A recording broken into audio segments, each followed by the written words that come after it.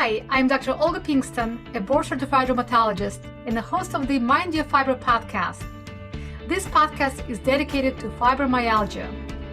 I discuss up-to-date information about fibro, its treatment, the biology and psychology of the fibromyalgia. I cover the pain science education, the complementary and alternative methods available to you now to improve your symptoms. There are a lot of things that influence development of fibromyalgia, trigger fibro flares, and produce other symptoms like IBS or irritable bowel syndrome, depression, and anxiety, and none of them are your fault. In the Mind Your Fibro podcast, you will learn how and why fibro develops, how chronic pain changes your brain, and most importantly, that you're not alone in the struggle, that fibro is real, and how to not let fibro control your life. This podcast provides information only and does not provide any medical or psychological services or advice. Welcome back to Mind Your Fibro podcast. I'm Dr. Olga Pinkston, and if you've been listening for a while, you may have noticed this podcast has been quiet since 2023. There is a story behind that silence, one that actually directly related to today's episode. Around 2023, I noticed something I've never experienced before. I could multitask. For my entire life, I've been a highly functioning multitasker, juggling a demanding rheumatology practice, 4 kids, the podcast, speaking engagements. I love doing it all. And then, suddenly, my batteries gone missing. I couldn't function as before. I couldn't multitask. I couldn't finish tasks. I couldn't perform at my previous level. I planned to record podcast episode and just couldn't. The mental energy wasn't there. Creativity was off. I couldn't push through. I thought it was stress. I thought it was burnout. I thought it was the teenagers. But the reality was more complicated than that. This is a story of what I missed and what I'm now seeing in my patients every single day. Today we're diving into a topic that affects millions of women but doesn't get nearly enough attention in clinical practice, the musculoskeletal syndrome of menopause and its profound similarities with fibromyalgia. Menopause is everywhere right now. It's on morning shows, in magazines, on social media. Celebrities are talking about hormones therapy is being prescribed again. Practices are starting to focus on menopause care.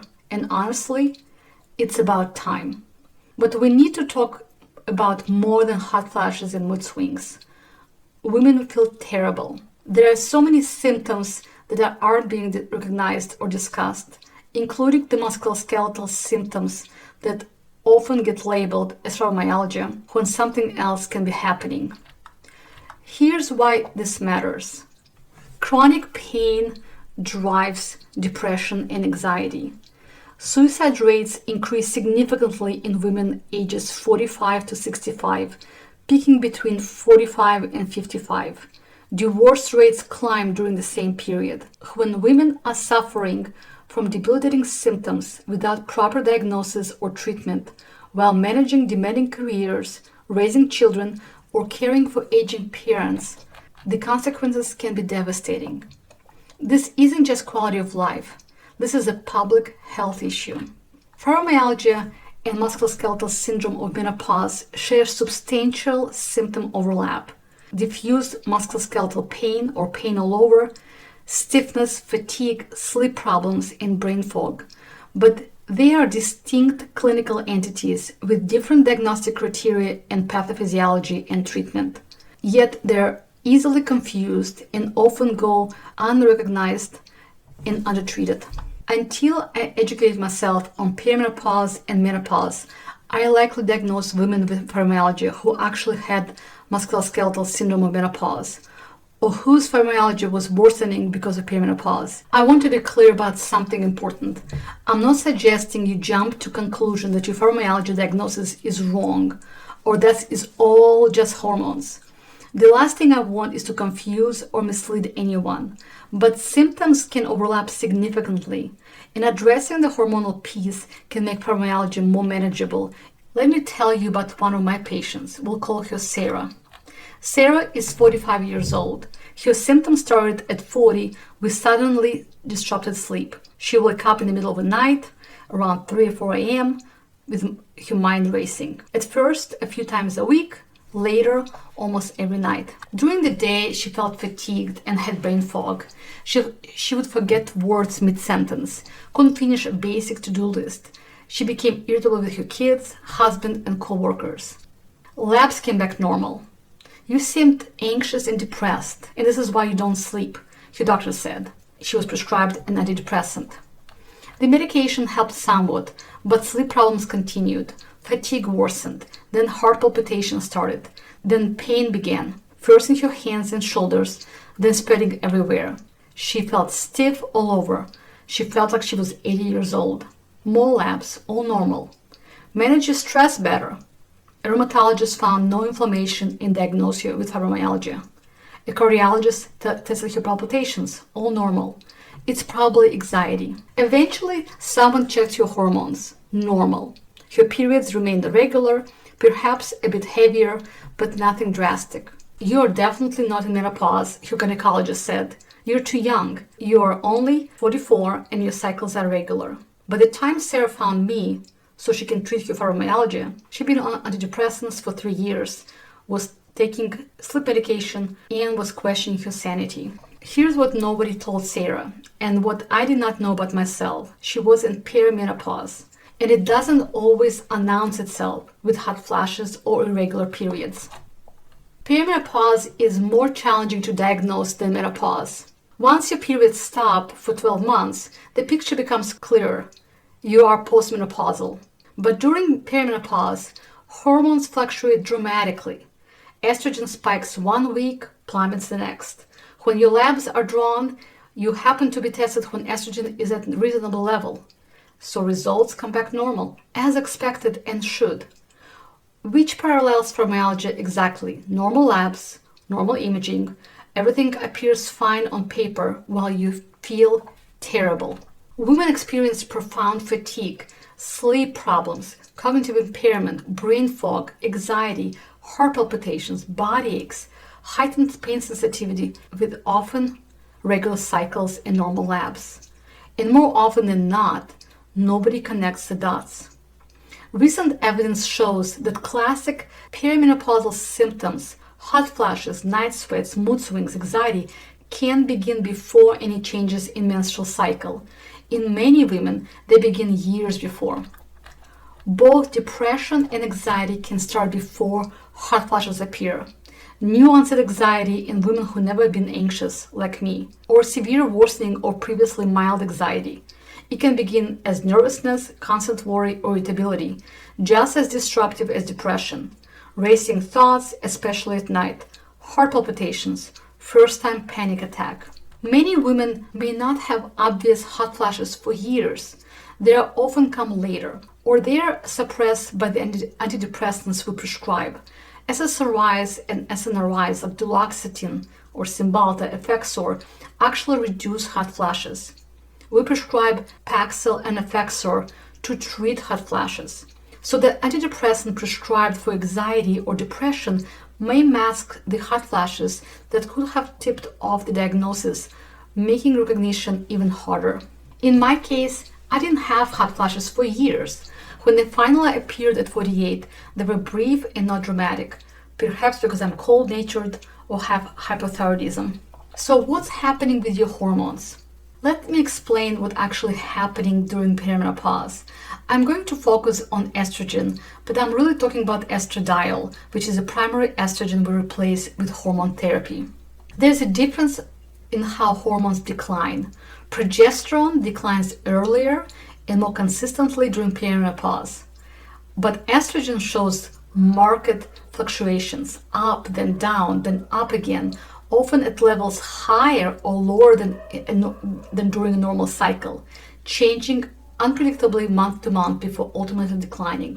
By the time you're in menopause, the estrogen can be low or even undetectable, but before that, it goes up and down like it's on a roller coaster. Testosterone and progesterone also get low, and FSH gets high. This pattern, particularly the variability of hormones, the ups and downs, drives the perimenopausal symptoms. The ups and downs of estrogen matter more than the absolute levels.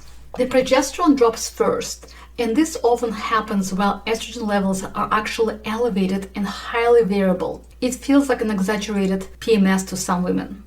Low progesterone during perimenopause causes mood issues, anxiety, irritability, depression, sleep problems, insomnia that wired by tired feeling, heavier or irregular periods, worsened PMS, breast tenderness, brain fog, migraines, bloating, and weight gain. The estrogen fluctuations effects are different. We think of estrogen with classic perimenopausal symptoms that involve erratic periods, lighter, heavier, or skipping periods, along with hot flashes, night sweats, sleep problems, mood swings, decreased libido, vaginal dryness, and brain fog or trouble concentrating. Here's what's crucial. Estrogen affects far more than reproduction. It influences pain processing, it regulates sleep cycles, it has anti-inflammatory effects, it influences mood-regulating neurotransmitters. In early perimenopause, progesterone goes down while estrogen fluctuates wildly, affecting your brain and nervous system before it affects your menstrual cycle. The anxiety and depressive symptoms that increase during perimenopause appear driven by hormonal dysregulation, the variation of estrogen levels, and low progesterone, rather than hot flashes or night sweats themselves. These mood changes reflect a complex alteration in neurotransmitter systems, GABA, serotonin, dopamine, and other hormonal messengers. When hormone levels change, sleep architecture deteriorates, mood-regulating neurotransmitters become dysregulated, energy plummets, cognitive function declines, brain fog appears, pain threshold decreases, inflammation increases. The data on antidepressant prescriptions is striking.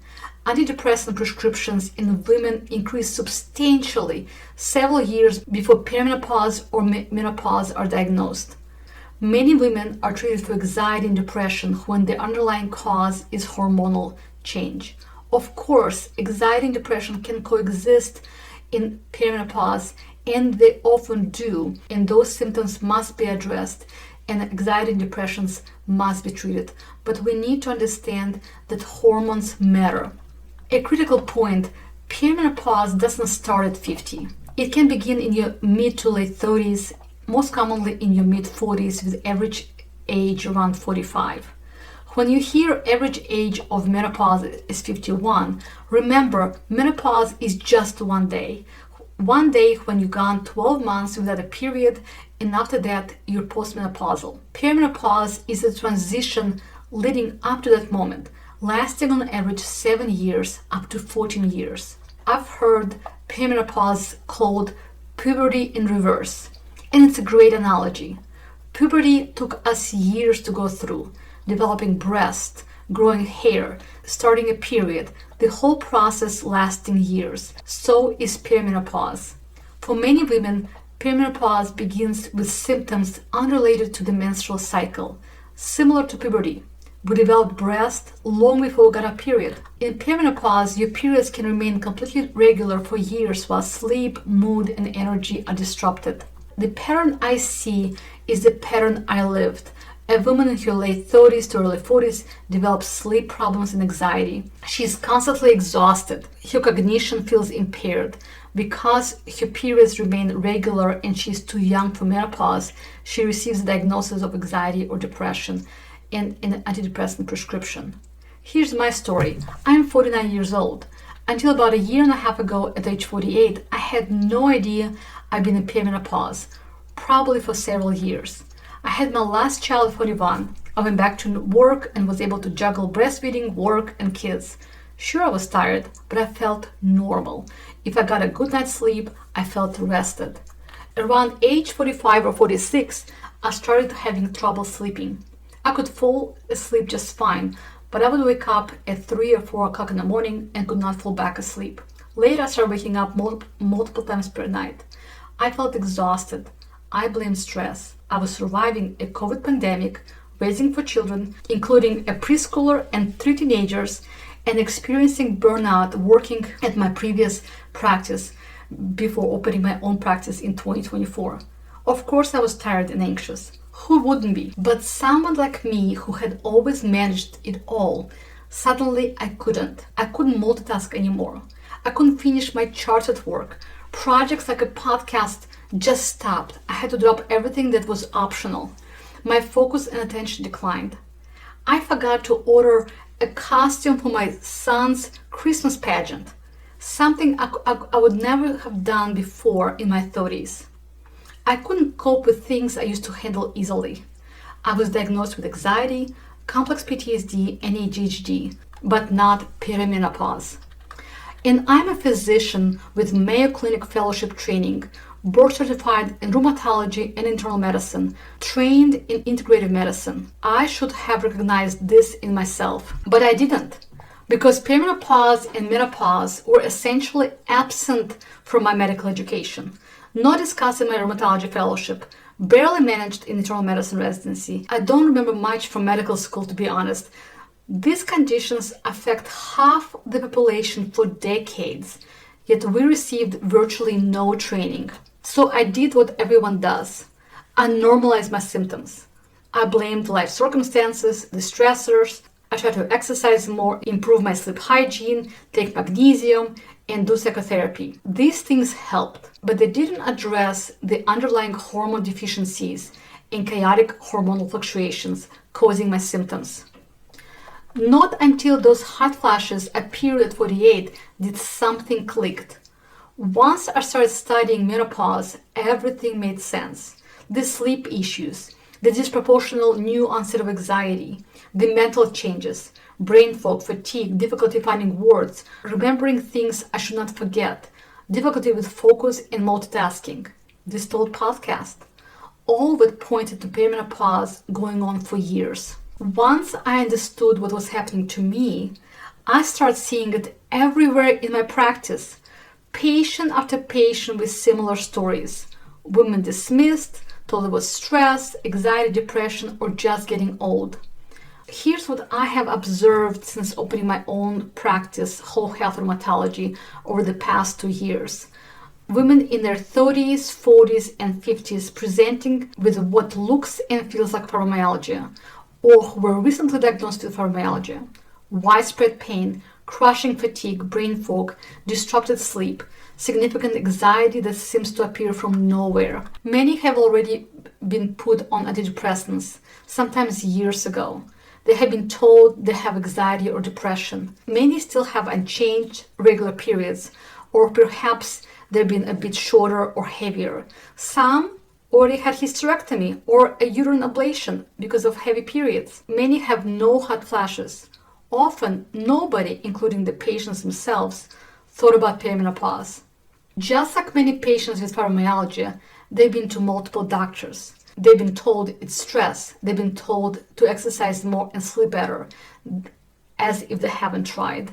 Labs came back totally normal. They've been told, you must be just depressed, or welcome to your 40s, or that's just part of being a woman juggling kids, home, and work and getting older. But let's shift focus to the main topic of this podcast, the less talked about but incredibly common symptoms of perimenopause and menopause, the musculoskeletal symptoms. The science is clear. There's a real physiological connection between the hormonal changes of perimenopause and menopause and the development of musculoskeletal pain syndromes. The musculoskeletal syndrome of menopause encompasses joint pain, muscle pain and stiffness, loss of muscle mass, increased tendon and ligamental injury, frozen shoulders, what we call adhesive capsulitis, cartilage fragility with progression to osteoarthritis or wear and tear arthritis, including back pain or degenerative disease, loss of bone density with increased fracture risk and development of osteopenia or osteoporosis. More than 70% of women experience these musculoskeletal symptoms during the menopausal transition. About 25% experience severe symptoms and become disabled by them. And 40% will have no structural findings, meaning normal workup results, just like what we see in fibromyalgia. The relationship between estrogen deficiency and joint symptoms is well supported by research. The ups and downs in estrogen levels are associated with stiffness, aches, and joint pain.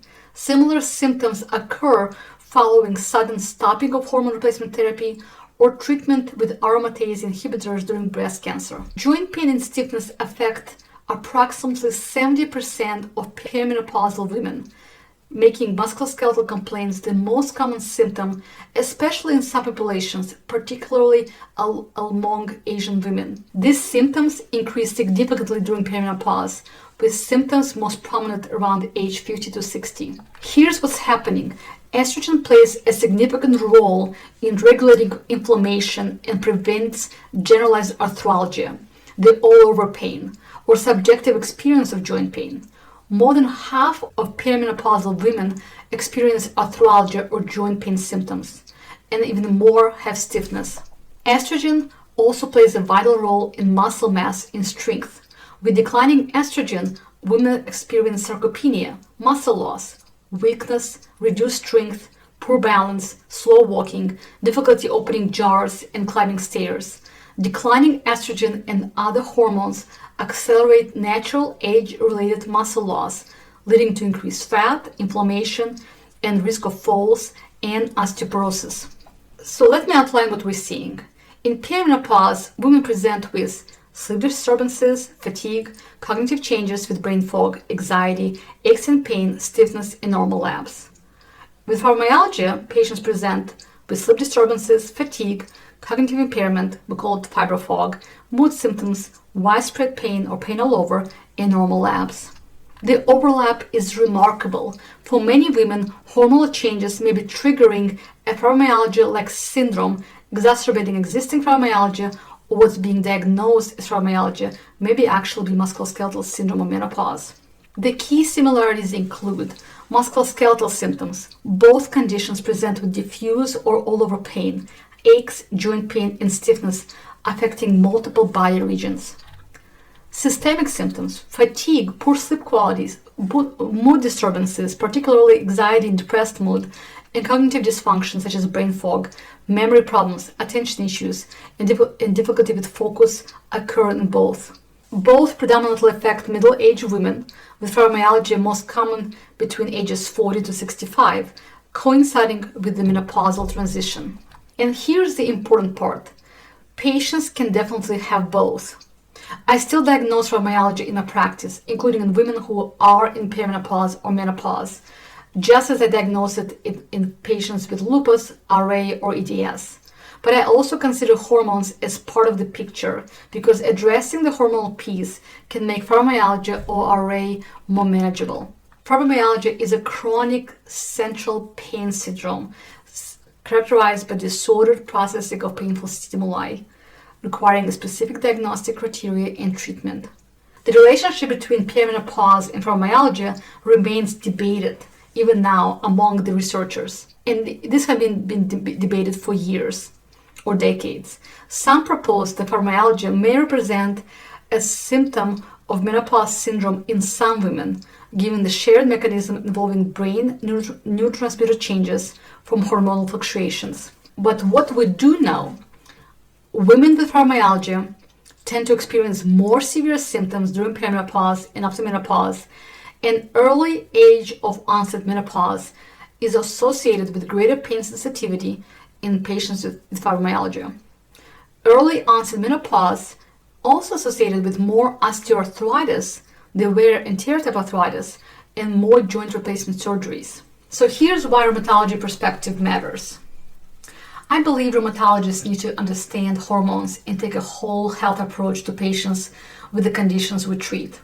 As a rheumatologist, I see many women in their 30s, 40s, 50s, and 60s, exactly the ages when autoimmune conditions often declare themselves and when perimenopause or menopause occurs. Here's what makes this complicated. Autoimmune conditions, hypermobility syndromes, osteoarthritis, fibromyalgia, and perimenopause can all mimic each other and also coexist.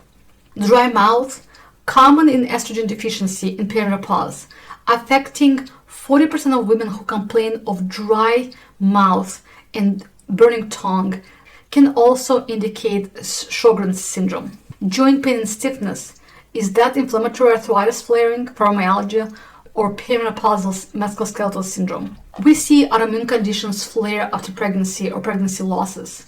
Some conditions, like rheumatoid arthritis, are very estrogen sensitive, improving during pregnancy when estrogen is high, then flaring postpartum when it drops. The same patterns occurs during perimenopause.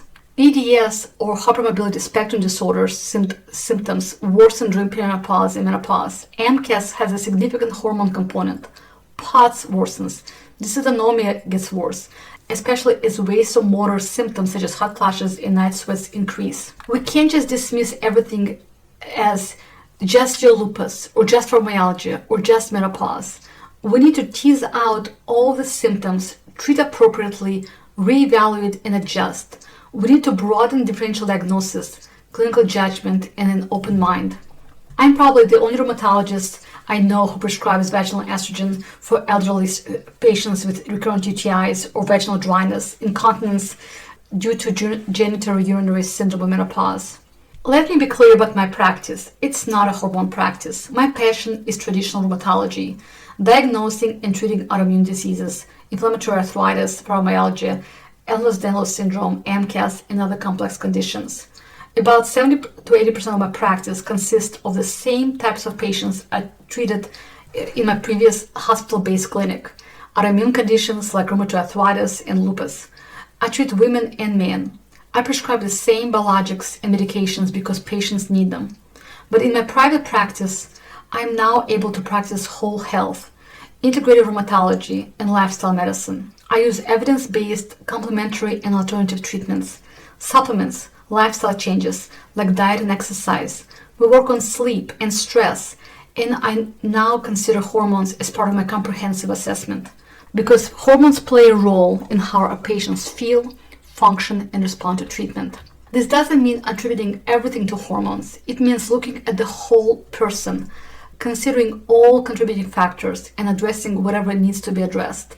Sometimes that's immunomodulating medications. Sometimes it's hormone therapy. Sometimes it's both, along with aggressive lifestyle interventions. So I prescribe female hormones too, mainly when my patients can find another physician to prescribe. When a woman with rheumatoid arthritis mentions terrible insomnia and anxiety and worsening joint pain, I don't just adjust her arthritis medication. I ask about menstrual cycle, vaginal dryness, and hot flashes. I consider whether hormonal changes might be contributing.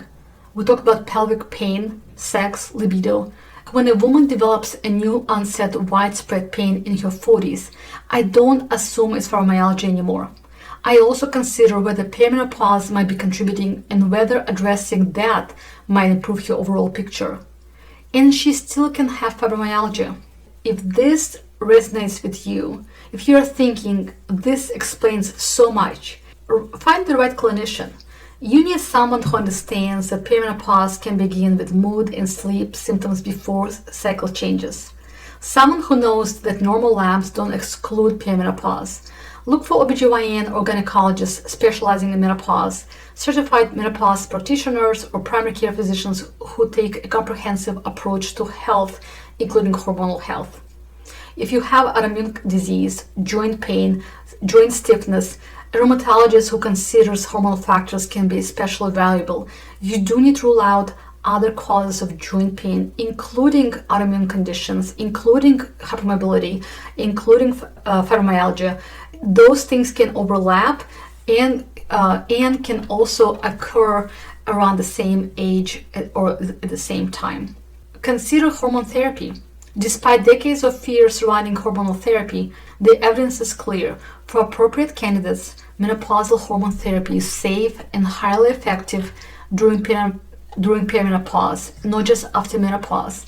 It can dramatically improve sleep, mood, anxiety, fatigue, cognitive function, and musculoskeletal pain.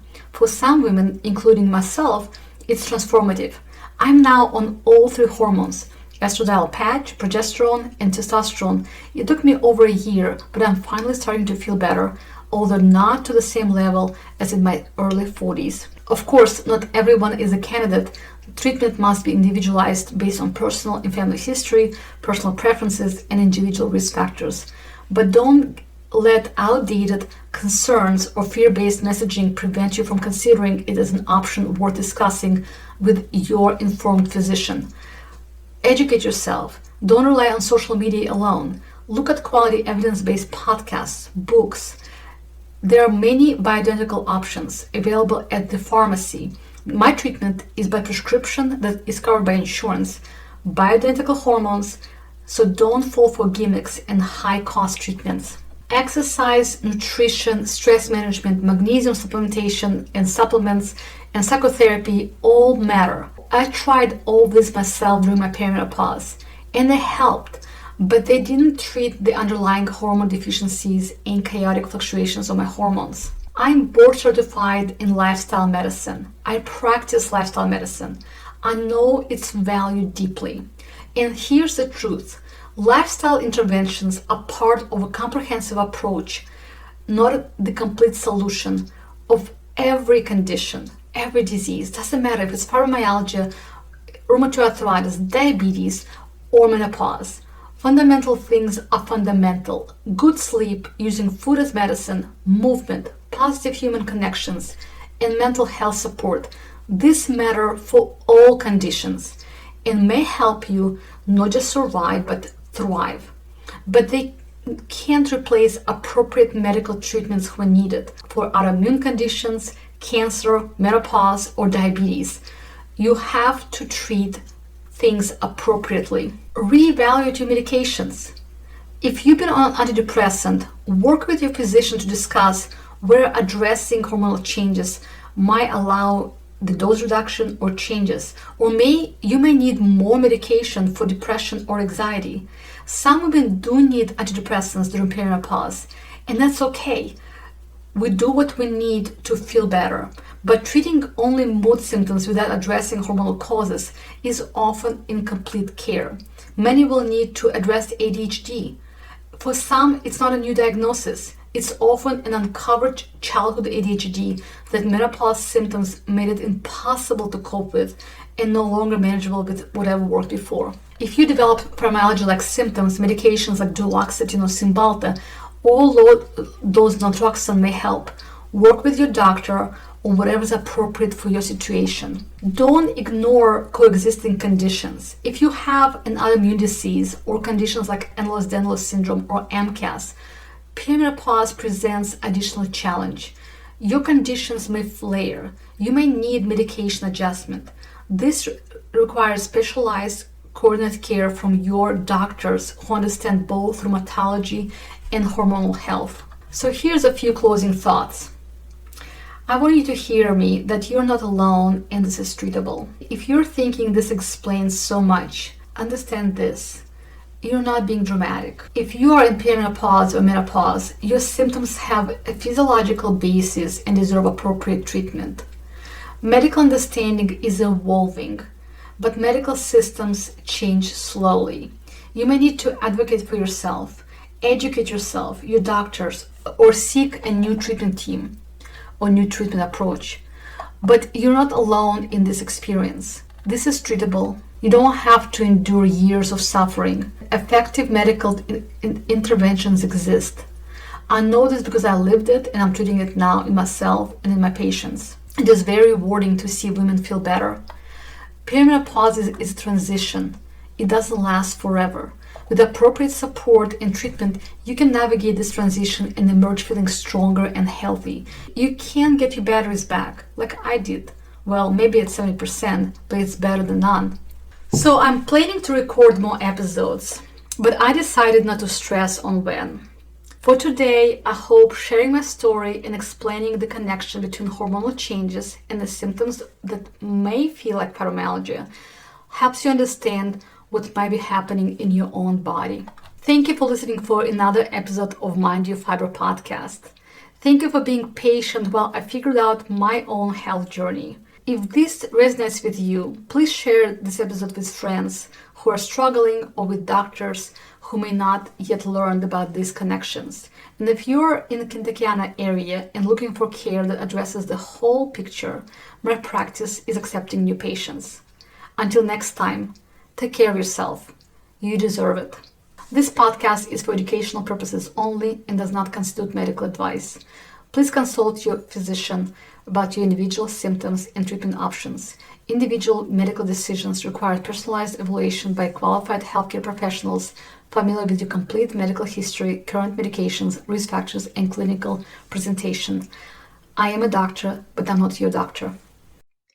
Thank you for listening to this podcast.